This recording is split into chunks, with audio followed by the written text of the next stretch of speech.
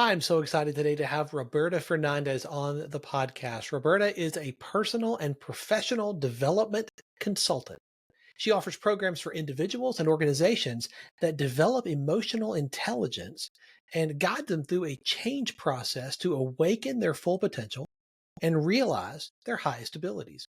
She has perfected individual personal development and wellness programs, as well as executive, managerial, and team corporate training programs in the areas of sustainability, cultural change, and emotional intelligence. Roberta has conducted thousands of individual client sessions and more than 85 noteworthy presentations and trainings over the last 15 years. Notable amongst her past clients are Kemp's, Sam's Club, JP Morgan Chase, Target, Optum, Pentair, and numerous governments, academic, and private organizations. Roberta, I'm so glad you are here. Thanks for being on the show. Thanks, William. I'm excited to be here. Welcome to Catalytic Leadership, the podcast designed to help leaders intentionally grow and thrive. Here is your host, author, and leadership and executive coach, Dr. William Attaway. Roberta, I would love for you to share some of your story with our listeners, particularly around your journey and your development as a leader. How did you get started? Oh my gosh. Well, as an entrepreneur, I've been an entrepreneur since my 20s, which is way more years than I really want to admit to at this point. And I've had multiple businesses, I think 7 in total. 3 of which I'm running now simultaneously. But it really just grew out of a need for knowledge, quite honestly. I love learning new things. Every business I've ever had was brand new to me. I'm this eternal seeker and also a creator. I love to create something new. Yeah. So I've changed careers multiple times. Although what I'm doing now is probably my longest stint. I've been in the corporate training sector since 2007. So for me, that's a really long time because I was on about a 6-year cycle for a while. Yeah. I just love to learn you've seen a bit of change in that. You've seen a bit of change in that season too. I have. And I think the biggest change came in 2007. I had founded a Montessori school back in 1996, I believe, 95. And I had gotten really sick and it caused me to downsize the school and change. And I sold it to one of the teachers at the school. And I was kind of in between, like, what am I going to do now? How am I going to reinvent myself again? And I came across this site I went to see a movie, The Inconvenient Truth. And I went to their website and looked at it, and there was a little application, do you want to be a speaker? And I thought, well, I can talk. I'm good at that. So I applied, didn't think anything of it. And about 6 or 7 weeks later, I was contacted by the Climate Project and was one of the first 50 people trained by Al Gore to do his climate talk. And I stayed on as a senior mentor with that organization. And we trained over 1,000 people to give that climate talk of all kinds of walks of life and professions. It was a real grassroots movement, and it was incredible. It led me into this world of sustainability. And it wasn't just environmental sustainability. I ended up going to a conference. I met people from all over the world, but in particular, this woman who was the head of sustainability for Japan introduced me to a guy from Sweden. And he was probably one of the early sustainability consultants out there. And it wasn't a thing at the time.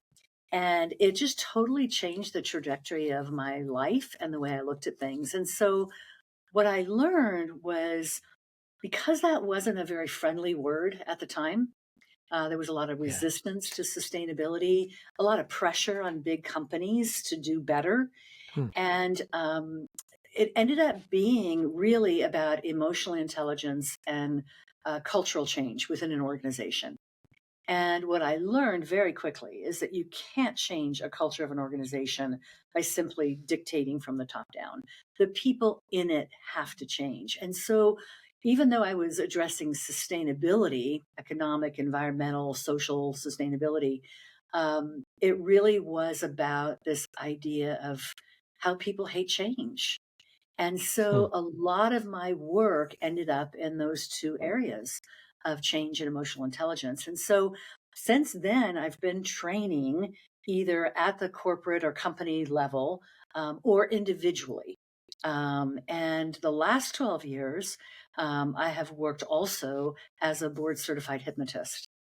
And that Hmm. has really given me a tremendous insight as to how to get people to change, what's required, and why it's so difficult for people. So Hmm. I've taken all of these skills that I've had over my lifetime, but especially the last 20 years, and kind of put them into a new suite of services that I offer people. Because really, um, a lot of the challenges that we have in business relate to this inability or lack of desire or resistance to change. Hmm. Why do you think people resist change so much? Well, it's uncomfortable. It's the old saying, better to deal with the devil you know than the devil you don't know. Mhm. And we're just hardwired to um, be safe. I mean, our brain is hardwired to keep us safe. It's always looking for danger. And of course, Mm. danger lurks in those things that we don't know and that we don't understand. And Mm. people will accept being in a situation where maybe they don't feel real good about it, but yet there's comfort in it because they know what to expect. And a lot of times, Mm. too, the way change is communicated within organizations is not done very well. Um, Mm. it is the nature of the conscious mind to have to know why. The conscious mind wants to figure things out and have a reason for things. It's just that Mhm. natural drive that we have. And in a lot of organizations, you find that change is dictated. This is the way we're going to do it. And giving employees the reasoning behind and an understanding of why that change is being implemented goes a long way. And it's a simple thing, but a lot of companies they don't do it, and so Mm. it makes that change even more uncomfortable. But When you say but that, I think about the return to office mandates that recently, we've gone yeah, through a lot of this with corporate America, demanding yeah. that everybody return to office 3, 4, or 5 days a week. Not gonna tell you why, just do it. Right, right. Especially when, I mean, the research is there that people, by and large, are more productive at home. They feel Yeah. better. I mean, having some autonomy is really important to everybody. There are those people Yeah. that just want to be told what to do and stay in their narrow lane. But we all want to feel like we're being productive and we're doing something of value and we're Mm. participating. And so it's really hard when, I think especially because with COVID, we were forced into that situation where everything in our life was uprooted. That's Yeah. incredible change. And it caused a lot of emotional issues with a lot of people. Many Yeah. people working at home found themselves in the kitchen half the day looking for things to eat because it's Mhm. a Yeah. stress reliever, right? Food can do that. Yeah. And then to get comfortable in that stage, to make all of the changes that had to happen in order to function in that situation, to turn around and be told, that's all done again. We're going to uproot you and bring you back. It is really hard because it was enough time for people to really acclimate Mm. and be comfortable with it. So yeah, it's change is a fascinating subject to talk to people, and there's nuances with each individual, obviously, but there are things that generally apply across the board. And having a reason for change is one of those generalities that typically makes change work um, a lot easier. And then being Mm. emotionally intelligent, Mm. understanding what fear is for people, or what loneliness is for people, or what sadness is for people. And all of those emotions are things that we experience on a regular basis, especially with COVID. A lot of fear, a lot of sadness, a lot of loneliness. It's a very challenging time for people to have to come to grips with all those things when they don't really understand what those emotions are. So, yeah. I think leaders realize intuitively that change is critical, that they are leaders of change, because growth only happens on the other side of change. We know that intellectually. And some people seem to thrive in change. They seem to thrive in that type of an environment. That would be But me. and I'm similar. I love change, but I will say I love change that's my idea. Yes. And I think that is a distinguishing point that leaders need to be mindful of. You often, as the leader, are the ones driving the change. You're the one, it was your idea. Of course you like it. You like your ideas. Well, but you've got to be mindful that not everybody feels that way. Right. And here's the interesting take about that. That is really all about having some kind of control over our life, over our situation. And that starts when we're very, very young. From the moment that we are born, we have very little control over our lives. And all through school, we're told what to do, when to eat, what subject to study, when to turn in the homework. Our parents are telling us all kinds of things. And it is a natural desire for people to feel they have control over their life. That's what stress is. Stress is an emotion that is trying to tell you that you can't manage your life effectively. And so, a lot of people never really learn how to deal with control or lack thereof. And so that is a huge reason for uncomfortableness when it comes to change, because usually it's not within our control. And so I think it was Stephen Covey did the 3 circles of control. Are you familiar with that? It's wonderful. And, the way I interpret that, and for the listeners that don't know what that is, he looks at control from 3 perspectives. So the biggest circle is the circle of no control, where you cannot influence anything. You just don't have any control over the situation. The next largest circle is that circle of influence. So I can't really control the situation, but I can give some input and maybe influence what's happening. And then the tiniest circle is the circle of total control. And that is what you can control. The problem with people is that they don't always realize the circle they're in. And that's where we lead to anger and frustration and all of these emotions, because we may want to have control and put ourselves in that circle when we're really in the circle of no control. And that is where severe frustration comes into being. And that is often where people find themselves in the change process. They're just not putting themselves in the right circle. And just, they get resistant then.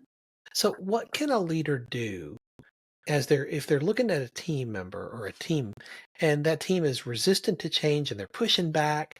We've talked about already the importance of talking about why, right? Explaining the why behind this. Yep. But what else can they do to help those team members to navigate through the inevitable waters of change? Absolutely. I think it goes back to emotional intelligence. So, we look at that as just emotions, which it is. It's all, everything is based on emotions. Emotion drives all behavior. But it is more complicated than that, because we have to understand, first of all, ourselves, what we're feeling, what we're thinking, what we're understanding about whatever the situation is, and how we're regulating that and controlling ourselves, self-management. When we can do that effectively, then we can start looking at the person across the table from us. We can start looking at two team members maybe that are clashing, and realizing what's happening here. I just got out of a Ahara class a half an hour ago, and we were talking about this very scenario. So when we start looking at the sea of perspectives that we live in constantly, especially today, when, we're so divided in our thinking, and it's just so either or. It gets very challenging. So when we start understanding the basis of emotions and what they're trying to tell us, let's say you're in a meeting and you've got a team member that is just angry. They're just mad. When you understand what anger is trying to tell you that your perception is it's unfair. So as that leader, first of all, you have to look at yourself and say, okay, is this situation fair? Is this based in reality? And you may look at it, again, from my perspective as a leader. Yeah, it is. But you have to put yourself in the other shoes to be emotionally intelligent. How are they coming at this? What is it that they perceive as unfair? And is that perception based in their reality? And why? It's only then when you can then try to make it fair, because that's how you resolve that emotion. All emotion is good. It's just trying to tell you there's a need or a desire you have that's not being met. And it has to be resolved. That's the point of having emotion. So all emotion is good. What is bad about emotions is how we express them, right? And how we act, the behaviors that go around that. So when you're in that conflict with a team member, you really have to be able to understand where you're coming from and how you've responded to it, and then look at that other person and say, okay, I can see their point of view here. How do we make this work? And I call that both and. So we, for eons have lived in this either or perspective of how we problem solve. It's right or it's wrong. It's black or it's white. Very little gray, right? And that is so limiting. It really just rules out any possibility for creativity and expansion of ideas. When we can both and a situation, it doesn't necessarily mean compromise. It means potentially creating something brand new. Does that make sense? Yeah, totally. Yeah. I think that's a fantastic perspective, because that's something that makes a leader's heart beat fast, creating something new, right? Absolutely. Creating something that hasn't existed before. Right. And that's the difference between change and transformation. And I talk a lot. We were just having this conversation in Ahara, in my Ahara class this morning, talking about this idea of both and rather than either or, and the difference between change and transformation. Change is what it sounds like. We change a policy or whatever. We make some adjustments. But transformation is when you have change in which you create something new that you didn't have before. And that is what's truly exciting. In Ahara, we talk about something I call the Ahara shift. And that is when we look at the world of possibilities. So if you can imagine a graph, a big square with 4 squares in it, right? On the upper left-hand corner is what we're open to. This information is known to ourselves, and it's known to other people. And this is where most people function, period. If we move over to the next quadrant to the right on the top, it's what I call our blind area. It's not known to us, but it is known to other people. Right. And that area of blindness creates another 25% of possibilities, but we are not open to them. We're blind. If we go down to the bottom right quadrant, that is the unknown. We don't know about it, and neither do other people. So a whole huge area for exploration. If we move over to the last quadrant on the lower left, that is hidden, and that is known to us, but not to other people. We haven't shared that information. So if we look at where we typically function as a team, as a company, as an individual, we are really only functioning competently in 25% of what is totally possible. Wow. So when we look at potential for both anding, for real transformation, there's 3/4 of what's out there that is available to us that we don't see as possibilities. And when we look at everything through this either or lens, which we have used for hundreds of years, rather than both and, how can we do both and then create something new? This is where you have this Ahara shift, because then so much more potential can present itself. And we only do that by looking at the whole sea of perspectives that are out there. Can you describe what Ahara is all about?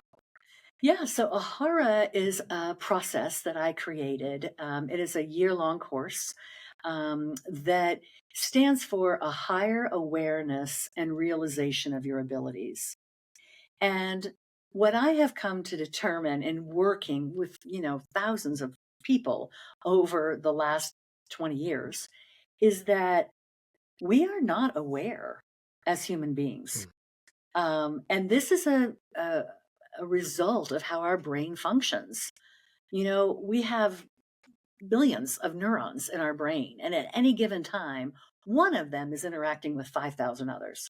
So the level of efficiency that our brain has to function in, it creates habits. And there was a study done, supposedly, I don't know how good this study is, quite honestly, but it makes sense, that 95% of what we do every day is what we did yesterday and the day before and the day before. We don't think about most of the things that we are thinking, feeling, or doing. They just happen because we automate everything as a habit of action, a habit of thought, whatever it is. And so when we have to become aware as individuals. And here's a little thing, a challenge I like to throw out. And so I would challenge your audience to do this just to see how really aware you are of yourself. Set an alarm for a random time every hour. So 10:08, 11:15, 12:56, right? When the alarm goes off, journal what you're thinking and what you're feeling in that instant. It sounds like an easy thing to do. In reality, it is very challenging. And if you do that for a number of days, first of all, you're going to be really surprised at how hard it is, how the lack of awareness in any given moment that you have of what you are thinking and feeling. And then you start to notice patterns. Are they congruent? As a hypnotist, somebody asked me, I had a marketing person designing my website and saying, okay, why do your clients come to you? And I'm like, oh, that's all over the board, right? People come to me for tons of reasons. And she's like, well, we got to narrow this down. So I sat and I did an experiment. I got out a bunch of client files. I started looking at all the reasons people had come to me for. And I realized it was really one reason. And one reason only, that everybody comes to me. And that is the source of so many problems within people individually and with organizations. And that is, there is a disconnect between what you consciously want and what your subconscious mind believes is possible. There's a conflict.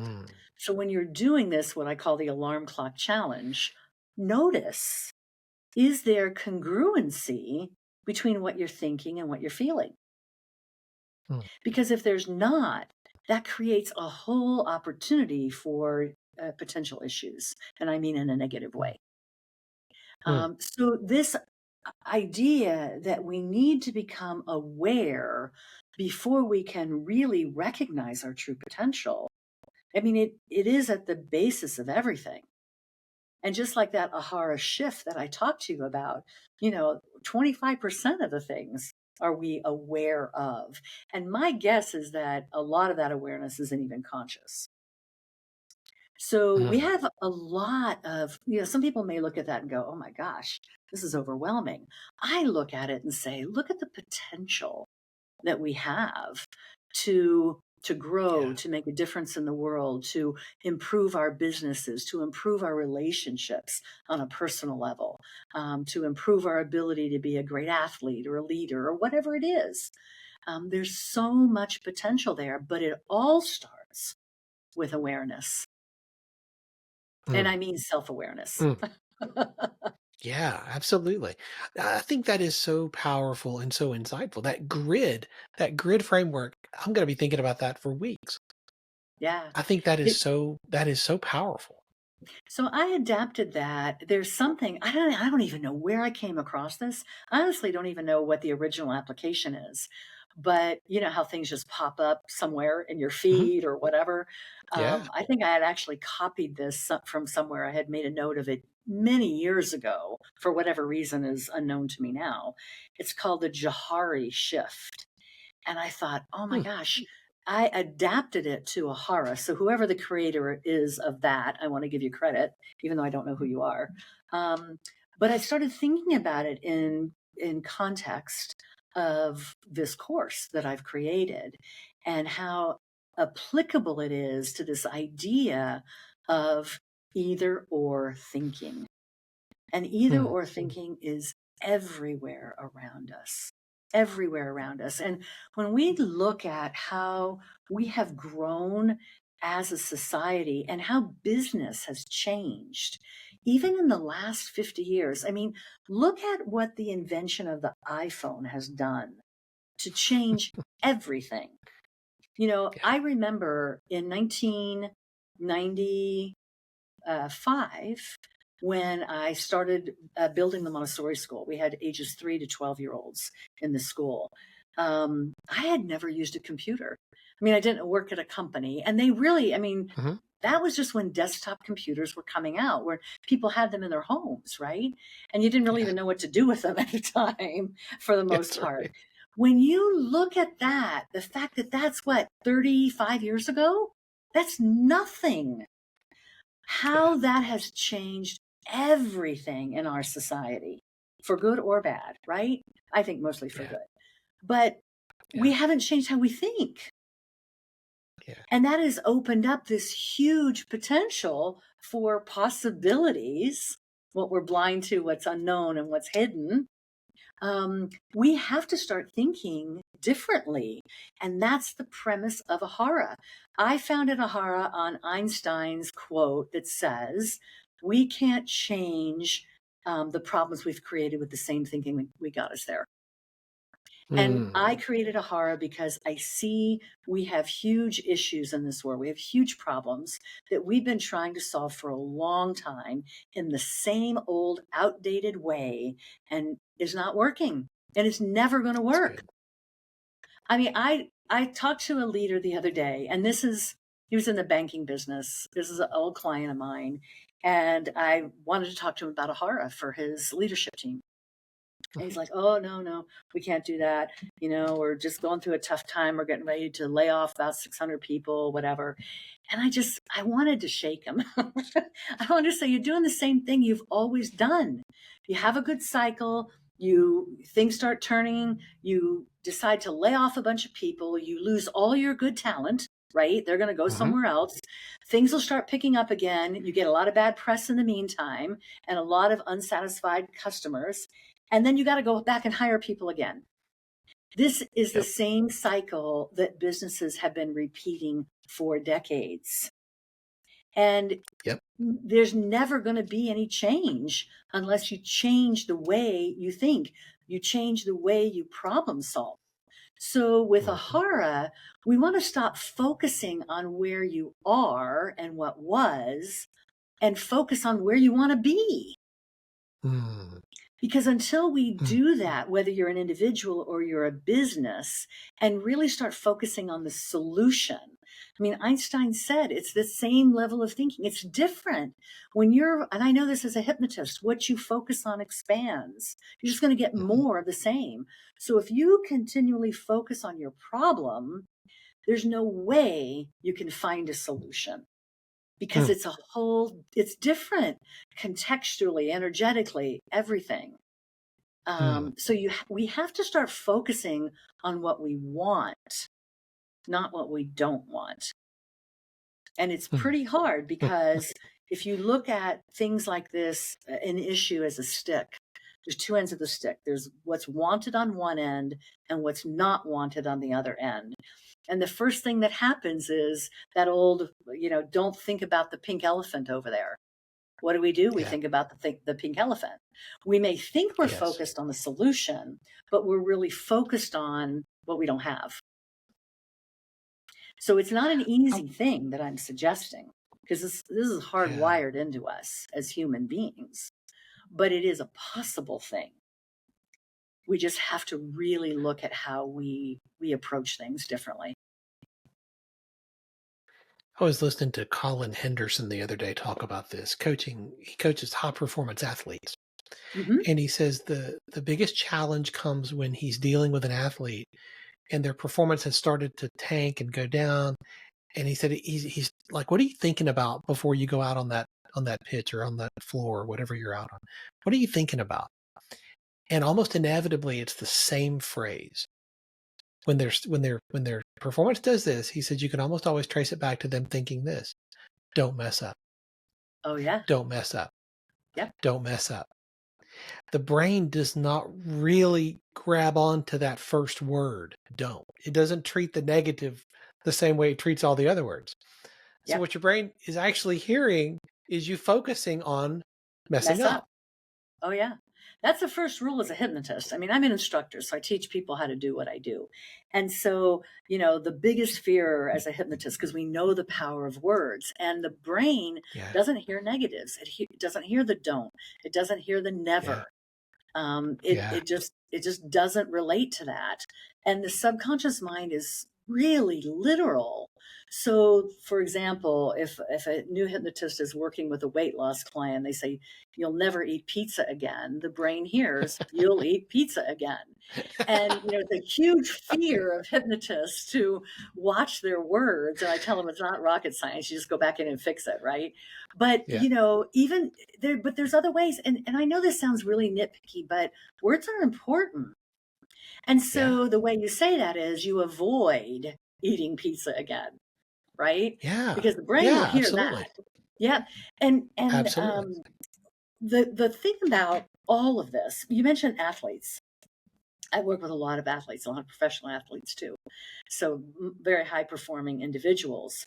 They put a lot of pressure on themselves. But remember, it goes back to the brain being hardwired for danger, for messing up. We have to start changing that wiring. I mean, the brain's always going to do that because it's what keeps us safe. It's its job. But it doesn't mean that we can't think differently. It just takes a little more effort. And again, the way you start that is becoming aware of your own thoughts and your own feelings and making sure that they're congruent with each other. Roberta, this has been so fascinating, and I could talk to you for another hour. This is so good. Hey, just really quick, a couple of quick questions that I like to ask a lot of most of our guests. Is there a book that has made a big difference in your journey that you would highly recommend to leaders that they pick up? Yeah. Brene Brown's Daring Greatly. I love her research, number one. People think of me, you're a hypnotist, you're real woo-woo. I'm not. My daughter's a neuroscientist. I'm very grounded in research. And Brene's a researcher, first and foremost. And she researched the topic of vulnerability and got over 11,000 people's response to what is vulnerability. And we think of vulnerability as weakness. And she likes to say what she found in her research is that It is strength. It is courage. It is the home of innovation, the home of change. And you cannot have innovation or change without being vulnerable. So if you are a leader and you need to change in your organization, you have to show that you're vulnerable. And that doesn't mean that you're weak. It means that you're making challenging decisions. It means that you are taking that big step in growth, which always involves risk. And that is a part of being vulnerable too. So good. I think that book goes so far. She has the Man in the Arena speech there, which is an amazing little speech. I've done whole workshops around vulnerability just from that speech. I think it is a really powerful book because it addresses head on the emotions that we find highly uncomfortable as leaders and as people in general, and really expresses it, gives you another way to look at it. Like she said, some of the feedback she got is when people felt the most vulnerable, when I had to tell a parent that their 8-year-old didn't make the team, when I had to go home and tell my family that I have terminal cancer, when I have to fire a good friend in the office. These are moments of strength where you really have to dig deep. They're not weakness. I love Brene Brown. I love her writing. Yeah. It's so powerful. I definitely echo that recommendation. Yeah, her TED Talk is too that I love. I listen every couple of months. I'll go back and watch it because I just find it very, very inspiring. And, when she came along, I was already doing what I was doing and researching emotions, but she has a great way of synthesizing emotions and why they're important. And it really helped validate a lot of the work that I was already doing. So, yeah. I love that. I know people are going to want to stay connected to you, Roberta, and continue to learn from you and about Ahara and all that you're doing with this. What is the best way for them to do that? Oh, they can reach me at my website, robertafernandez.com. They can email me at robertafernandez.com. I like to keep things simple. I like it. Yeah. And just reach out. And, there is on my website, just like I offered the challenge to your listeners, right in the header on the first page of my website is a wonderful recording, a guided visualization called You Are Like a Disco Ball. And it's just for confidence and motivation. It's like 4.5, 5 minutes. And it's wonderful and it's free. So I would highly encourage people to go and take advantage of that. Absolutely. We'll have that link in the show notes. That's outstanding. Thanks. Roberta, thank you for your authenticity today, your transparency, and your generosity in sharing so much of what you've learned so far. I can't wait to see what's next for you. There you go. Thanks, William. Well, I'll reach out and let you know, and you can come along for the ride. How's that? Let's do it. All right. Have a great day. Thanks, William. Thanks for joining me for this episode today. As we wrap up, I'd love for you to do 2 things. First, subscribe to this podcast so you don't miss an episode. And if you find value here, I'd love it if you would rate it and review it. That really does make a difference in helping other people to discover this podcast. Second, if you don't have a copy of my newest book, Catalytic Leadership, I'd love to put a copy in your hands. If you go to catalyticleadershipbook.com, you can get a copy for free. Just pay the shipping so I can get it to you, and we'll get one right out. My goal is to put this into the hands of as many leaders as possible. This book captures principles that I've learned in 20 plus years of coaching leaders in the entrepreneurial space, in business, government, nonprofits, education, and the local church. You can also connect with me on LinkedIn to keep up with what I'm currently learning and thinking about. And if you're ready to take a next step with a coach to help you intentionally grow and thrive as a leader, I'd be honored to help you. Just go to catalyticleadership.net to book a call with me. Stay tuned for our next episode next week. Until then, as always, leaders, choose to be catalytic. Thanks for listening to Catalytic Leadership with Dr. William Attaway. Be sure to subscribe wherever you listen to podcasts so you don't miss the next episode. Want more? Go to catalyticleadership.net.